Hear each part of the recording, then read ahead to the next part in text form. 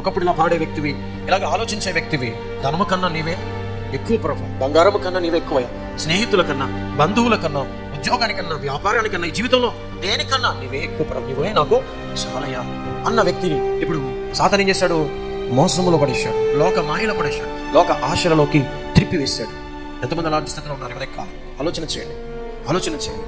మీ జీవితంలో ఎంత సమయం ప్రభువుకి ఇస్తున్నారు? మీ జీవితంలో ఎంతగా మిమ్మల్ని మీరు ప్రభువుకు అప్పగించుకుంటున్నారు? ఒకసారి ఆలోచన చేయండి. ఎంతగా ఈ లోకం కొరకు బ్రతుకుతున్నారు? ఎంతగా ప్రభు కొరకు బ్రతుకుతున్నారు?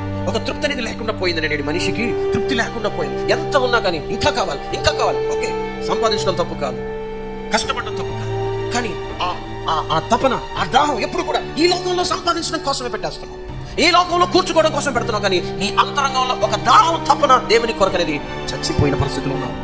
చచ్చిపోయింది. దుప్పి నీటి వ్యాధుల కొరకు ఆశపడుతున్నట్లుగా నా ప్రాణం నీ కొరకు ఆశపడుతున్నదయ్యా అని భక్తుడు చెప్పిన ఆ మాట నువ్వు ఎప్పుడు చెప్పగలుగుతావు? నీళ్లు లేక ఎండి ఉన్న దేశంలో దేవాని కొరకు నా ప్రాణము తృష్ణగొనుచున్నది అని భక్తుడు చెప్పినట్లుగా ఎప్పుడు ఈ మాటలు ఆయనకు నువ్వు చెప్పగలవు? నా ప్రాణాత్మ దేహంలో నీ కొరకు ఆశతో చూస్తున్నాయి ప్రభువా అని ఎప్పుడు ఆయనతో ఇటువంటి మాటలు చెప్పగలవు? అలాంటి మాటలు చెప్పే సమయం ఒకప్పుడు ఉండింది, కానీ ఇప్పుడు లేదు. ఇప్పుడు ఏమైపోయింది? నీ హృదయం బండ మారిపోయింది. నీ హృదయంలో ఇప్పుడు ఈ లోక ఆశలు వచ్చి చేరిపోయాయి. సాతాను హృదయాన్ని బంధించేశాడు. ఇప్పుడు దేవుని వైపు తిరిగే సమయం లేదు, ఆయన వైపుకు తిరిగే హృదయం ఇప్పుడు నీలో లేకుండా పోయింది.